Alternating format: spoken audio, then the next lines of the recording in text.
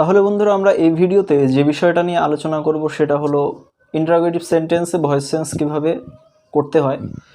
তো কথা না বাড়িয়ে আমরা দেখে নেব যে ইন্টারোগেটিভ সেন্টেন্স সম্পর্কে। ইন্টারোগেটিভ সেন্টেন্স তোমরা জানো, ইন্টারোগেটিভ সেন্টেন্স কাকে বলে? যে সেন্টেন্সের মাধ্যমে কোনো কিছু জিজ্ঞাসা করা হয়, প্রশ্ন করা হয়, সেই সেন্টেন্সকে ইন্টারোগেটিভ সেন্টেন্স বলা হয়।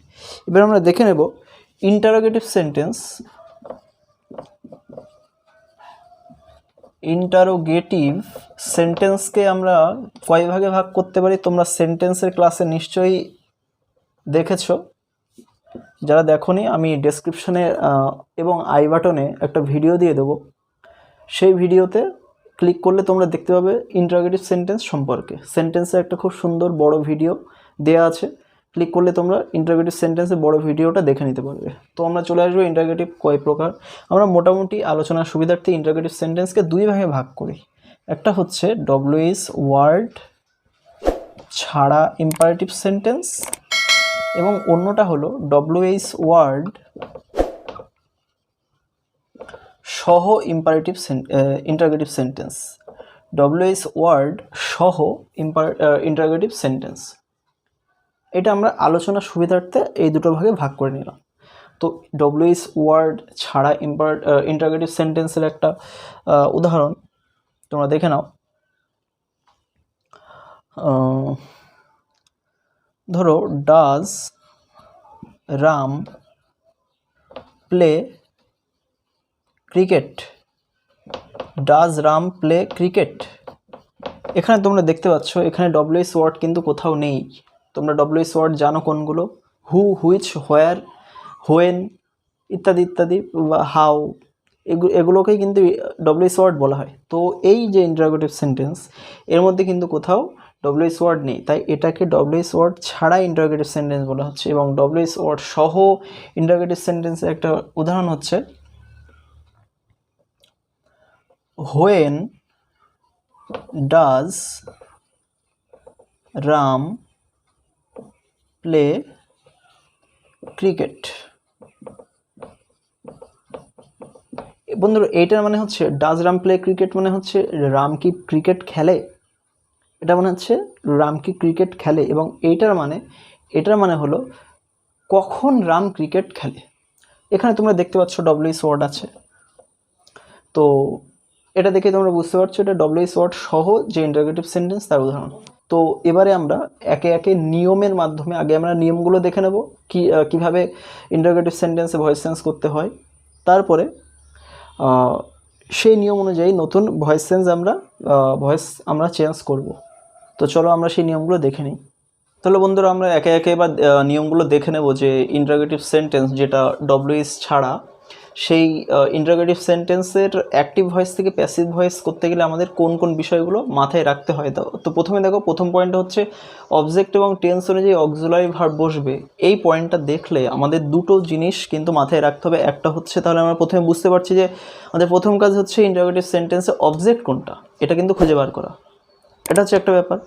তারপর দ্বিতীয় কি, এখানে অক্সিলারি ভার্বের কথা বলা হচ্ছে। তো সেই অক্সিলারি ভার্ব কোনগুলো, সেই অক্সিলারি ভার্বগুলোর লিস্ট কিন্তু আমি ইন্ট্রোডাক্টরি যে ভিডিও ভয়েস চেঞ্জের প্রথম যে ভিডিও, সেটাই কিন্তু আমি সব কিছু দিয়ে দিয়েছিলাম। তো তোমরা কি করবে, আমি এই ভিডিও আই বাটনে সেই ভিডিও লিঙ্ক দিয়ে দিচ্ছি, তোমরা সেই লিঙ্ক থেকে আই বাটনে এবং ডেসক্রিপশনে আমি লিঙ্ক দিয়ে দিচ্ছি, তোমরা সেই লিঙ্ক থেকে সেই ভিডিওটা একবার দেখে নেবে, ভার্বগুলো ভালো করে বুঝে নেবে, তারপরে তাই এই ভিডিওটা দেখবে, তাহলে তোমাদের সুবিধা হবে।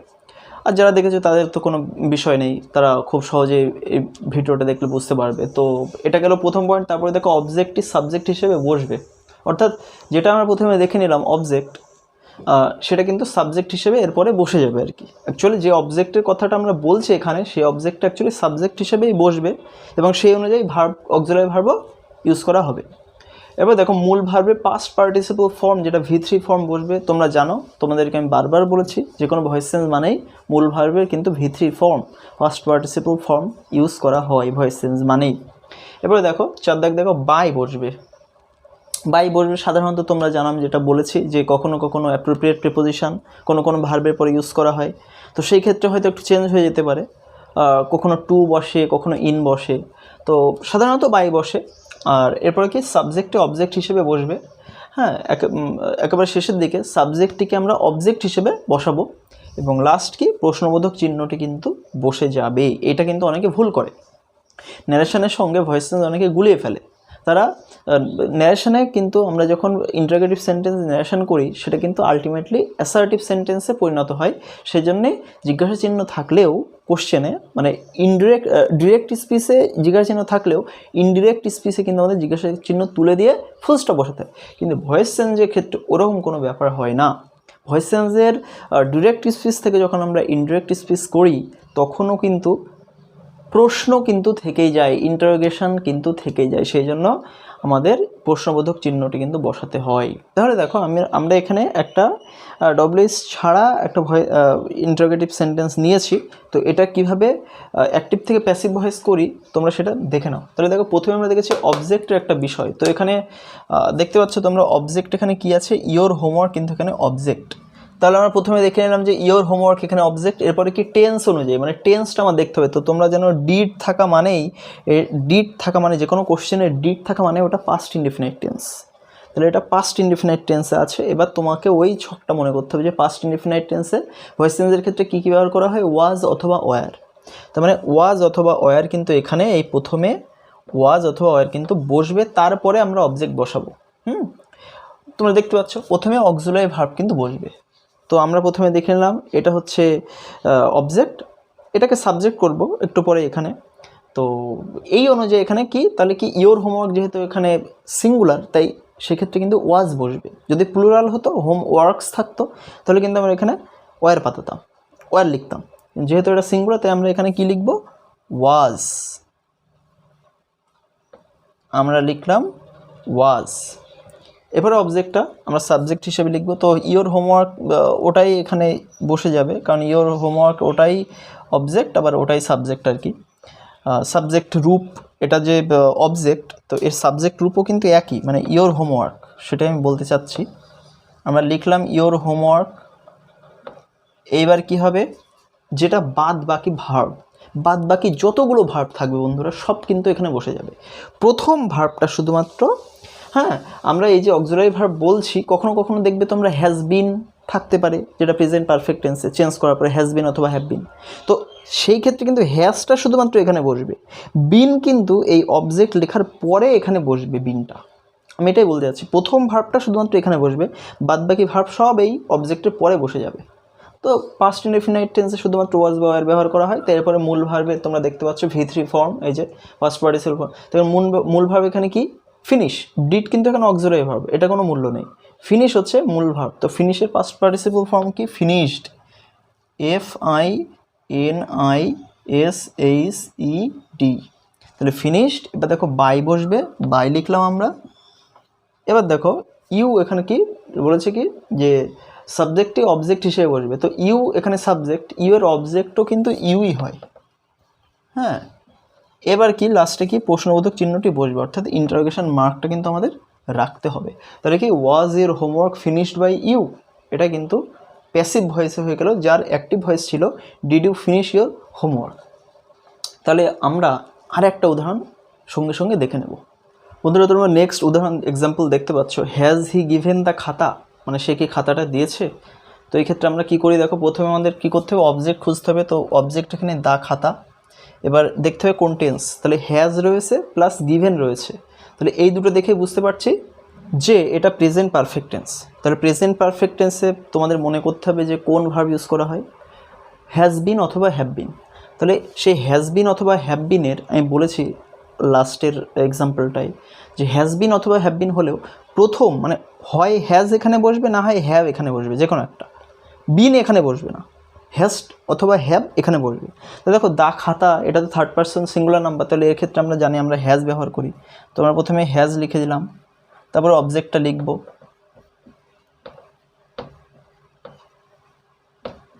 এরপরে আমরা কি করব, এরপরে আমরা বাদ বাকি ভার্ব বলেছি। তাহলে বিন বাকি আছে লিখলাম, এবং কি V3 ফর্ম বাকি আছে। তাহলে গিভেন আমরা জানি যে যেহেতু এটা প্রেজেন্ট পারফেক্ট টেন্স ছিল, তাই প্রেজেন্ট পারফেক্ট টেন্সে V3 ফর্ম ইউজ করা হয়। তাহলে আমরা এটাই এখানে লিখে দিলে হয়ে যাবে, কারণ ওটা নিজেই V3 ফর্ম। আমরা লিখলাম গিভেন। এরপরে কি বাই হবে, এবং তারপরে সাবজেক্টকে অবজেক্ট হিসেবে লিখতে হবে। এ হচ্ছে সাবজেক্ট হি, তাহলে এর অবজেক্ট হবে হিম,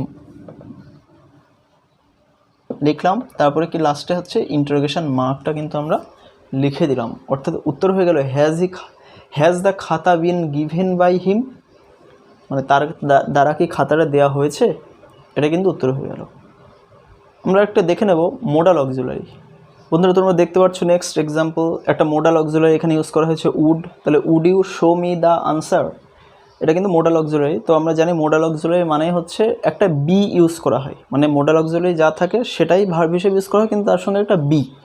তাহলে প্রথমে কী করবো, উডটাই পাতিয়ে দেবো, উডটাই আমরা লিখে দেবো, তারপর আমাদের কি একটা এক্সট্রা বি নিয়ে আসতে হবে। তো সেই বিটা আমি কি বলেছি যে যেটা অবজেক্ট তার পরে ব্যবহার করতে। তো আমরা এখানে দেখবো কি অবজেক্ট কী আছে, অবজেক্ট আছে দ্য আনসার। এখানে অবজেক্ট দুটো আছে, মিও আছে, দ্য আনসারও আছে। তো তোমরা জানো অ্যাসার্টিভ সেন্টেন্সের ক্ষেত্রে আমি তোমাদেরকে দেখিয়ে দিয়েছিলাম যে আমরা দুটোই ইউজ করতে পারি। তো দুটো ইউজ করে আমি দেখিয়ে দিচ্ছি। তাহলে প্রথমে আমরা মি ইউজ করছি, তাহলে উড, তারপরে আইকে ধরলাম, মিকে ধরলাম অবজেক্ট, তাই মির সাবজেক্ট লিখলাম, এই যে অবজেক্টটিকে সাবজেক্ট হিসেবে, তাহলে মির সাবজেক্ট লিখলাম আই। তারপরে কী হবে বাদবাকি ভার্ব মানে বি। এবার কি মূল ভার্বের পাস্ট পার্টিসিপাল ফর্ম, তাহলে শোর পাস্ট পার্টিসিপাল ফর্ম হচ্ছে শোড, শোড করা যায় বা শোন, তো আমরা শোড করছি SHOWED, শোড শোন, যে কোনো একটা লিখলেই হয়, শোড অথবা শোন। তারপরে আমরা কি করব,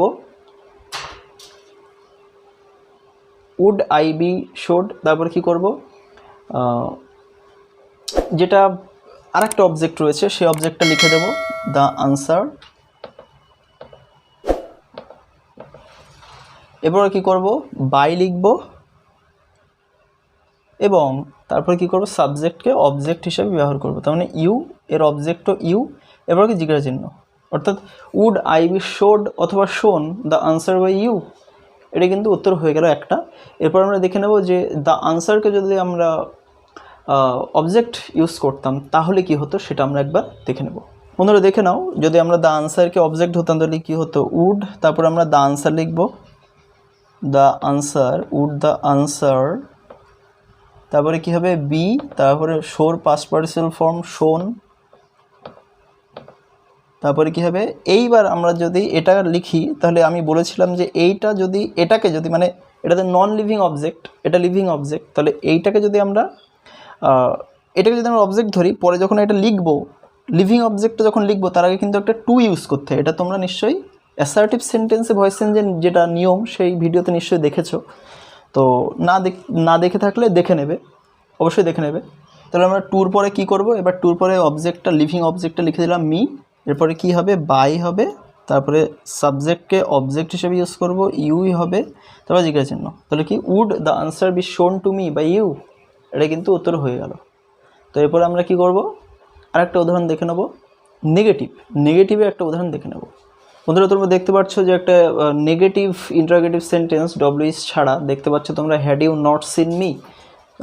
তো এটা কীভাবে করতে হবে দেখো, প্রথমে আমরা হ্যাড যেহেতু রয়েছে এটা পাস্ট পারফেক্ট টেন্স, তো পাস্ট পারফেক্ট টেন্স আমরা জানি যে একটা এক্সট্রা বিন আসে, তেমন হচ্ছে হ্যাড বিন হবে।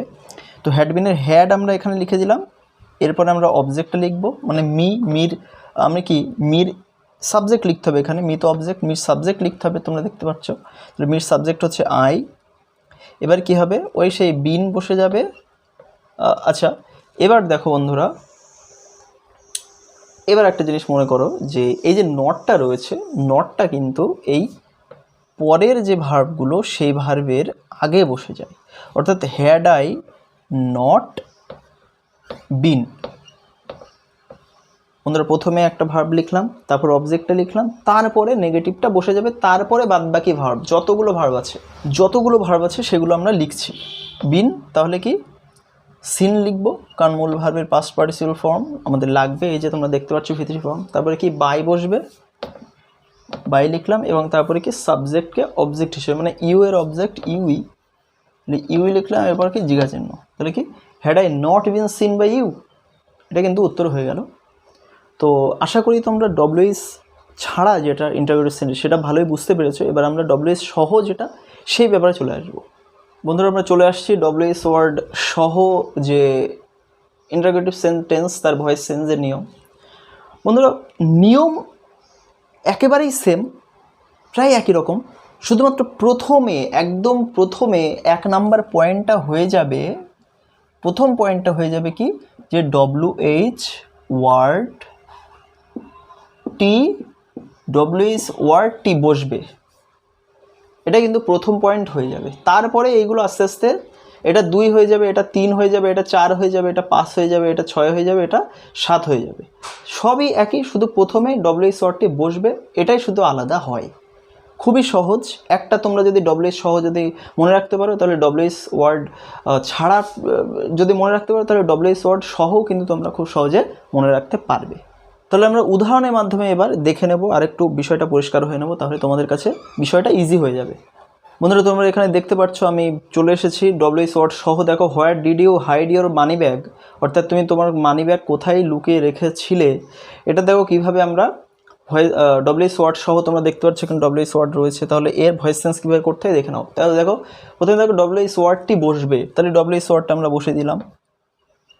এইবার একেবারে ডব্লিউএইচ ওয়ার্ড ছাড়ার মতো নিয়ম হয়ে যাবে, অর্থাৎ তোমাকে প্রথমেই দেখতে হবে তোমার অবজেক্ট কোনটা এই সেন্টেন্সে।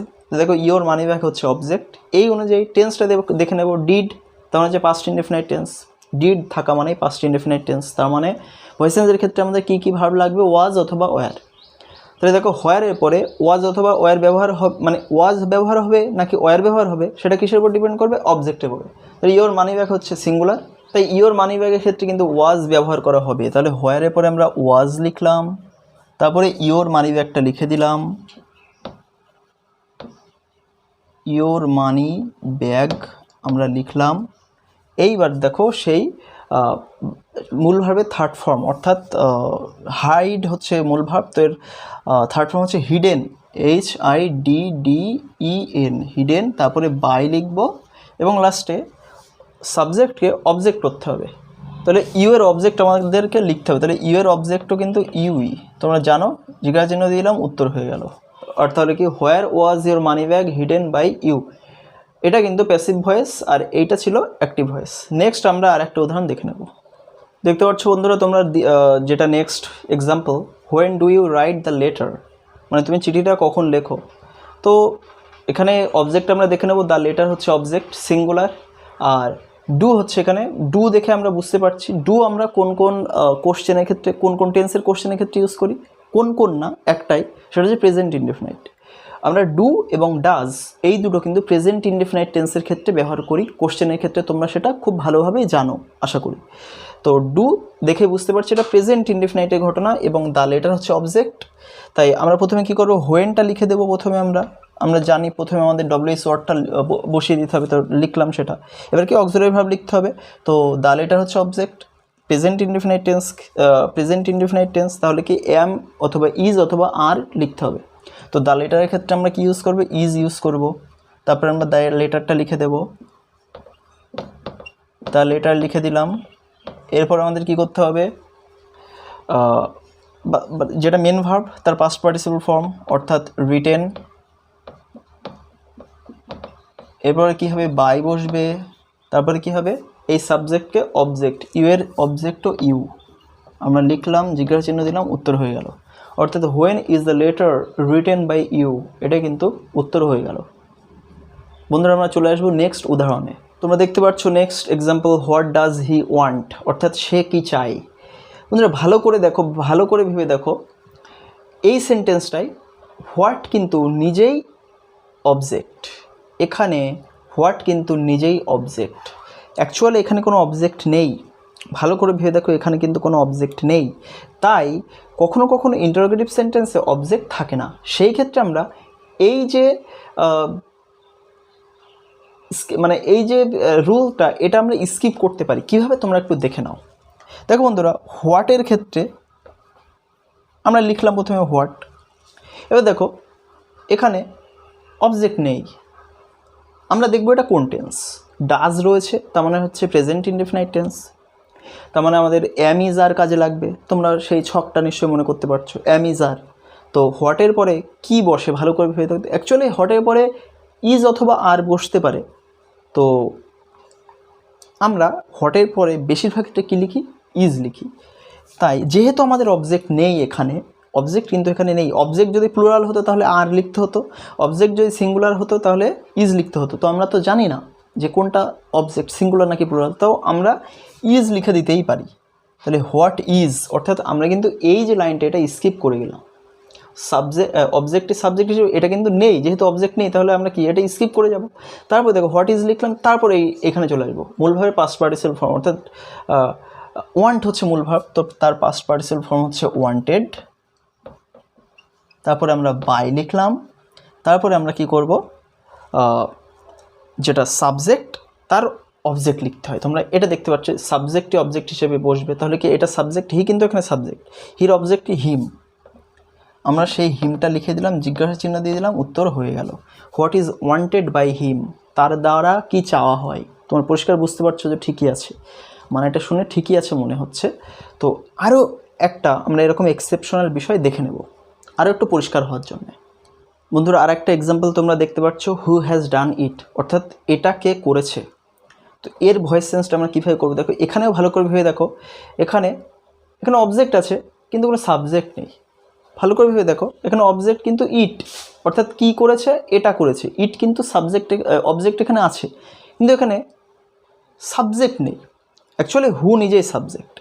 তো আমরা কি করি তোমরা জানো যে প্রথমে ডব্লিউএস ওয়ার্ডটি বসিয়ে দিতে হয়। এবার দেখো বন্ধুরা, হু থাকলে ভালো করে তোমার মাথায় ঢুকিয়ে নাও, হু থাকলে আমাদের হুটাকে যখন আমরা প্যাসিভ করবো তখন হুম করতে হয়। হুম মানে অ্যাকচুয়ালি কার হয়ে যায় বিষয়টা, কার বা কাকে, হুম, WHOM। তো হুম, এইবার বিষয়টা হচ্ছে আমরা প্রথমে হুম লিখলাম আমরা প্রথমে, তারপরে কি করব দেখবো এটা কোন টেন্স। তাহলে দেখো হ্যাজ ডান রয়েছে, তো হ্যাজ ডান থাকা মানে এটা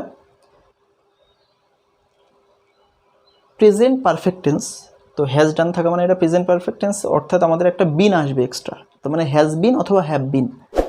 তাহলে দেখতে হবে যে আমাদের অবজেক্টটা কি, আমাদের অবজেক্টটা এখানে ইজ, তো ইজের পরে হ্যাজ বসে তোমরা জানো, তাহলে হ্যাজ লিখলাম আমরা।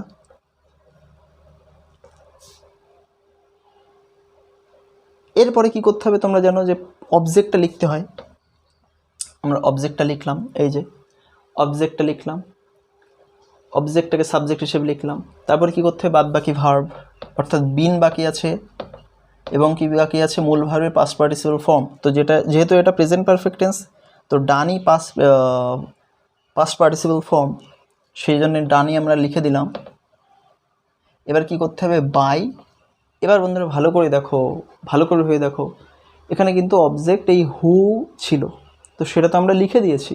তো এরপরে বাইয়ের পরে কি কিছু লেখা যাবে, কিছুই কিন্তু লেখার নেই, কারণ অবজেক্ট তো এখানে হু, তো সেটা তো আমরা অলরেডি লিখে দিয়েছি। তাই এখানেই আমাদের জিজ্ঞাসা চিহ্ন দিয়ে দিতে হয়। এই হুর ক্ষেত্রে বিষয়টা খুবই ইম্পর্টেন্ট, খুব এক্সেপশনাল ব্যাপার। হুর ক্ষেত্রে হুম করে দিতে হয়, লাস্টে বাই। এবার বন্ধুরা তোমরা এইটাকে অন্য একটাভাবে লিখতে পারো, সেটা হচ্ছে বন্ধুরা তোমরা বাইটাকে প্রথমে নিয়ে আসতে পারো, অর্থাৎ বাই হুম, তারপরে যা আছে তাই, হ্যাজ ইট বিন ডান, জিজ্ঞাসা চিহ্ন। এটাও কিন্তু করা যায়, আমি আশা করব তোমরা ইন্টারোগেটিভ সেন্টেন্সে ভয়েস চেঞ্জের নিয়মটা খুব ভালোভাবে বুঝতে পারলে। ভালো লাগলে অবশ্যই ভিডিওটাতে একটা লাইক, আর ভিডিওর বিষয়ে পরামর্শ দেওয়ার জন্য কমেন্ট করবে এবং বন্ধুদের মধ্যে শেয়ার করে দেবে। আর যদি তুমি আমার চ্যানেলে প্রথমবার ভিজিট করে থাকো তাহলে অবশ্যই চ্যানেলটিকে সাবস্ক্রাইব করে পাশে থাকা অল নোটিফিকেশান বেল আইকনটি প্রেস করে দেবে, যাতে পরবর্তী ভিডিওগুলি তুমি মিস না করো। Thank you.